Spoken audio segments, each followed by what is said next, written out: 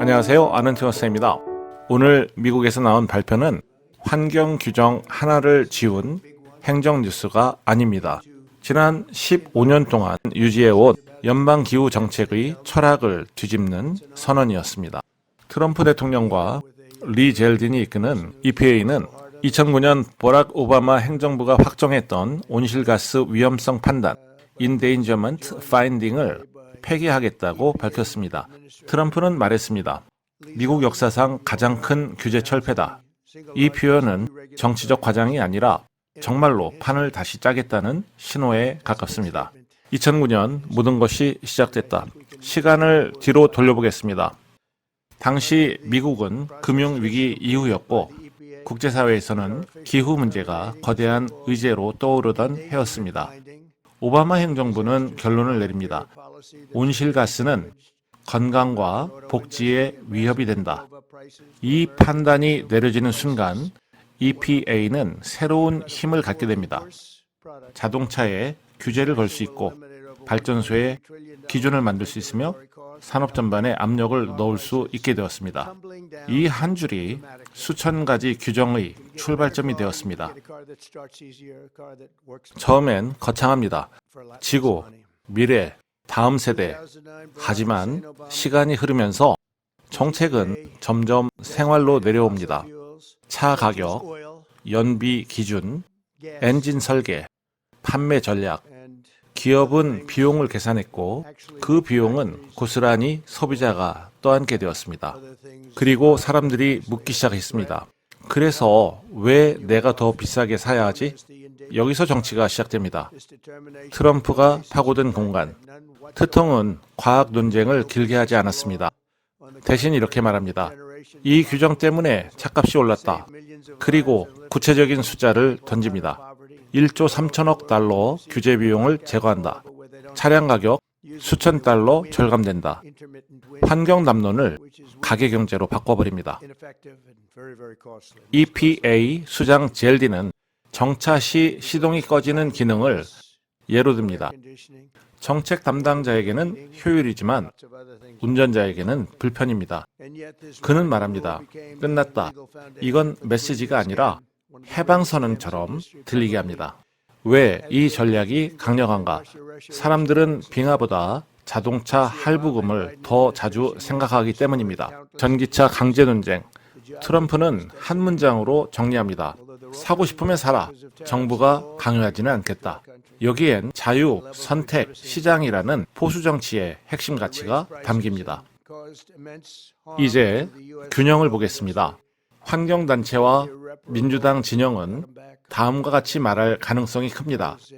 기후대응 후퇴, 국제 리더십 약화, 장기 비용 증가, 건강 영향, 그리고 가장 현실적인 경고, 소송으로 갈 것이다. 미국 정책은 늘 그렇습니다. 행정부가 움직이면 반대편은 사법부로 갑니다. 이 문제 역시 연방법원, 항소법원, 대법원, 이 경로를 탈 가능성이 큽니다. 즉, 오늘 발표는 최종 결론이 아니라 시작 신호입니다. 그는 지금 경제지표, 투자, 제조업, 회복을 말합니다. 이 프레임 안에서 규제 철폐는 강력한 무기가 됩니다. 메시지는 단순합니다. 비용 줄이고 일자리 늘린다. 미국 정치가 갈라지는 순간 기후를 우선하느냐, 생활비를 먼저 보느냐, 미국 유권자들이 반복해서 마주하는 질문입니다. 기후 논쟁이 지구 평균 온도가 아니라 다음 달 자동차 대출 상환액이 되는 순간 정치의 방향은 바뀝니다. 오바마는 정부 주도의 전환을 했고요. 트통은 시장 중심의 선택을 합니다. 두 시대의 철학이 다시 충돌합니다. 기업들은 어떻게 움직일까? 확실해질 때까지 기다릴 가능성이 큽니다. 정책이 다시 뒤집힐 수도 있기 때문이죠.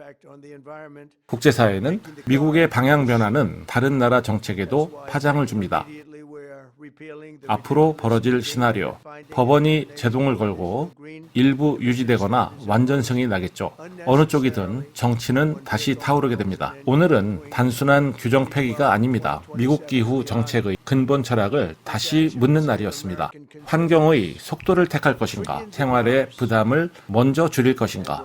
우리는 지금 그 거대한 재편의 출발선을 보고 있습니다. 이 싸움은 계속됩니다.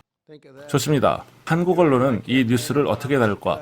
이제 중요한 질문 하나를 던져보겠습니다. 같은 장면을 보고 한국 언론은 뭐라고 말할까요? 아마 이런 제목이 나올 가능성이 큽니다. 트럼프 기후 규제 후퇴, 미국 환경 정책 대전환, 탄소 감축 노력 약화 우려.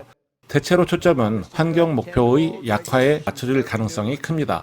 왜냐하면 한국 보도의 전통적인 시각은 기후 대응을 국제협력, 글로벌 규범, 책임의 문제로 보는 경향이 강하기 때문입니다. 그런데 여기서 빠질 수 있는 부분, 오늘 발표에서 트통과 EPA가 가장 많이 사용했던 단어는 기후가 아니었습니다. 가격, 부담, 소비자, 선택권이었습니다. 즉, 미국 정치에서 이 정책은 환경 담론이 아니라 생활비 담론으로 이동해 있습니다. 프레임 차이, 한국 보도에서 강조될 가능성이 높은 것, 기후 목표, 국제 공조, 규제 완화 우려, 미국 정치 메시지에서 강조됐던 것들, 자동차 가격, 제조업 비용, 가계 부담, 이 차이가 바로 같은 사건을 다르게 보이게 만듭니다.